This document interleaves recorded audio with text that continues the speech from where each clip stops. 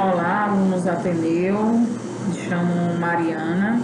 Nós vamos dar mais uma aula de videoaula, né? De manejo da unidade de conservação, onde nós vamos abordar a unidade 3 e 4, certo? Dentro dessas unidades, nós vamos fazer uma análise crítica de estudos ambientais, porque a gente já falou sobre unidade de conservação, sistema SNUC, né? Manejo dessas unidades, a gente falou sobre monitoramento, como é que faz, aspectos ecológicos, econômicos, sociais. Nós já falamos como é que faz um plano de unidade de conservação, mas agora a gente vai falar mais sobre análise crítica desses estudos. E vamos também falar sobre atividades em campo. O que significa atividades em campo, certo? E aí, dentro da unidade 3, a análise crítica de estudos ambientais em unidades de conservação e a sua efetividade, né? O que significa isso? A efetividade, a credibilidade dessas unidades de conservação. É fundamental investir em um sistema de gestão eficaz nessas unidades de conservação, ok? De acordo com o IBAMA e a WWF Brasil, em 2007, a efetividade de gestão é analisada por meio dos seguintes elementos, né? Os quais são em diferentes módulos ou temas, né? Por exemplo, planejamento contém os módulos referentes aos objetivos, ao amparo legal, né? Desenho e planejamento das unidades de conservação. Insumos: avaliam-se recursos humanos, meios de comunicação e informação, infraestrutura e os recursos financeiros existentes. Os processos são avaliados pelo planejamento da gestão da área, pelos modelos utilizados para a tomada de decisão, pelos mecanismos de avaliação e monitoramento e pela relação entre pesquisa desenvolvida e necessidades de manejo da área. Esses resultados são produtos e serviços específicos realizados pelos funcionários e gestores da unidade de conservação, voluntários e membros da comunidade, né? Avaliam-se ações relativas ao planejamento da gestão, à recuperação de áreas e ações mitigadoras, ao manejo de recursos naturais, a divulgação de informações à sociedade, ao controle de visitantes, né? A implantação e manutenção da infraestrutura, a prevenção e a detecção de ameaças e ampliação da lei, a supervisão e avaliação de desempenho de funcionários, a capacitação e ao desenvolvimento de recursos humanos, a organização, a capacitação e desenvolvimento das comunidades locais, né? E conselhos gestores, ao desenvolvimento de pesquisas e monitoramento de resultados. A efetividade da gestão compreende a soma dos resultados, né, dos elementos planejamento, né, insumos, processos e resultados. Essa é a efetividade, quando a gente dá credibilidade a essas etapas, né? Que é o planejamento, insumos, processos e resultados, né? Essa é a efetividade de uma unidade de conservação, quando acontece essas 4 primeiras etapas, né? E aí, a importância dessa análise, gente, crítica e da efetividade da unidade de conservação, muitas unidades de conservação federal brasileira acabam sendo criadas sem que haja estudos ambientais ou critérios bem definidos, segundo ressalta o Milano 2000. Isso acaba gerando algumas consequências, uma vez que a análise crítica de estudos ambientais, os órgãos ambientais responsáveis não terão informações necessárias para o planejamento adequado dessa unidade de conservação. Conforme Banzato 2014, criar a unidade de conservação sem perspectiva de implantá-la provoca inúmeros problemas regionais, prejudicando a relação das instituições mantenedoras e da unidade propriamente dita com as comunidades locais. Entre esses problemas, Banzato 2014 ressalta expectativas não atendidas, lucro e produção cessantes, desestabilização da cultura, déficit tributário pela redução de produção, paralisação do processo de desenvolvimento regional. Então, isso são algumas consequências onde problemas quando não há uma efetividade da unidade de conservação, quando não há uma credibilidade, né? Isso significa que a análise desse, porque quando não se há uma credibilidade, não há também um estudo ambiental, né? Propriamente bom, né? Enfim. Dentro disso, de um modo geral, né, o processo de análise da eficácia dessas áreas protegidas pode ser definido em 4 níveis. Nível 1, né, a cobertura da biodiversidade ou dos ecossistemas protegidos pode ser mensurada. Nível 2, é feito o enquadramento dos estudos sobre os impactos ambientais da supressão temporal da vegetação. No nível 3, ocorre a análise da efetividade do gerenciamento de áreas protegidas. O nível 4 engloba valores específicos, como monitoramento de fauna, estudos sobre condições estruturais das florestas e impactos socioeconômicos no entorno da unidade de conservação. Então, esses são 4 níveis, né, que ajudam na eficácia, né, dessas áreas protegidas, né. A unidade 4, atividades em campo, significa o quê? As unidades de conservação têm a função de salvaguardar a representatividade de porções significativas e ecologicamente viáveis das diferentes populações, habitat e ecossistemas do território nacional e das águas jurisdicionais, preservando o patrimônio biológico existente.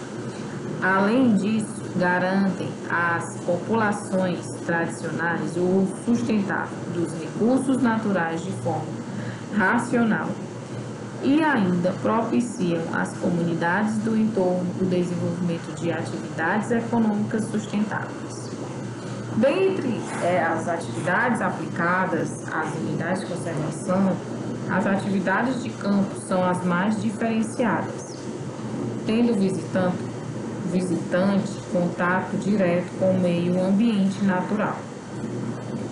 Dessa forma, a gestão das unidades de conservação aplica distintos métodos com foco na abertura de trilhas, garantindo que os visitantes aproveitem de forma mais tranquila o local. O parque, por exemplo, né? Além de permitir uma maior familiaridade com esse meio natural. Ou seja, gente, a gente viu toda uma realidade de que é uma unidade de conservação. Vimos como implantá-las, vimos como é que faz a eficácia dessas unidades de conservação, para que algumas unidades de conservação, elas têm direito a visitas. O que significa essas visitas? essas atividades em campos? Essas são visitas. Essas visitas são visitas da gente, nós civis, contemplando, né, aquele parque, aquela reserva, né, que vai ser preservada de muitos e muitos anos, né? E dentro das unidades de conservação e atividades de campos permitidas, quais são elas? Amparado pela Lei 9985 de 2000, o Sistema Nacional de Conservação da Natureza, né, SNUC, foi elaborado para a conservação da biodiversidade e dos recursos naturais do país. Por meio dele, foram instituídos critérios para a manutenção e criação das chamadas unidades de conservação, que tratam do espaço territorial e de seus recursos ambientais, incluindo águas jurisdicionais com características naturais relevantes. Trata-se de um documento legalmente instituído pelo poder público, com o objetivo de conservar e definir limites sobre regime especial de administração aos quais se aplicam garantias de proteção.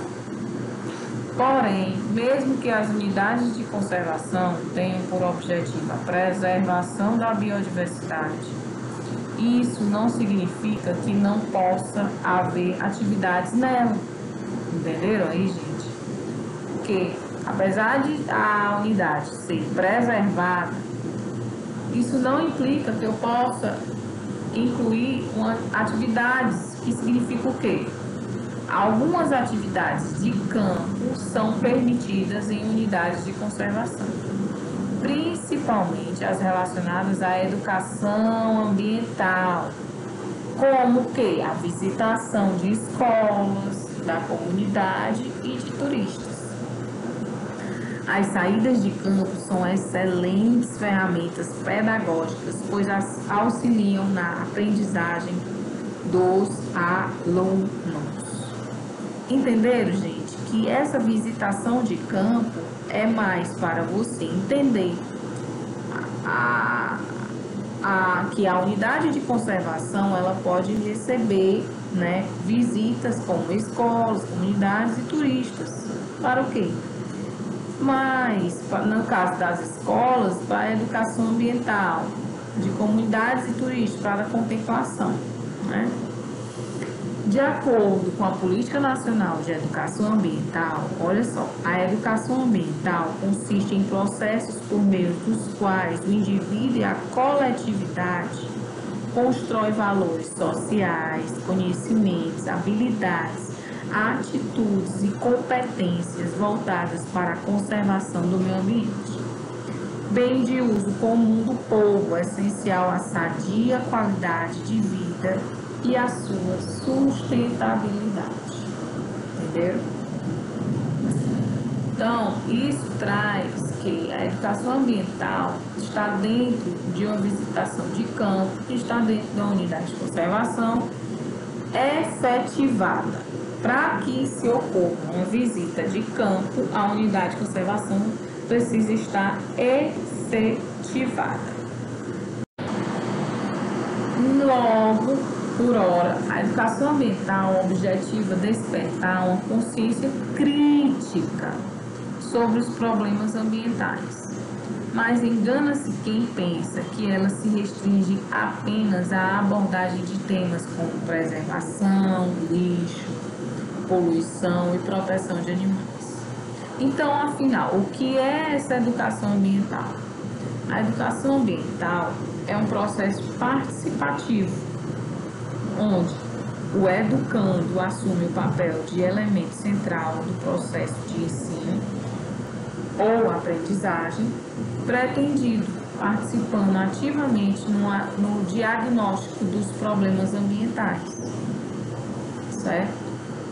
E busca de soluções, sendo preparado como agente transformador através do desenvolvimento de habilidades e formação de atitudes através de uma conduta ética condizente ao exercício de cidadania.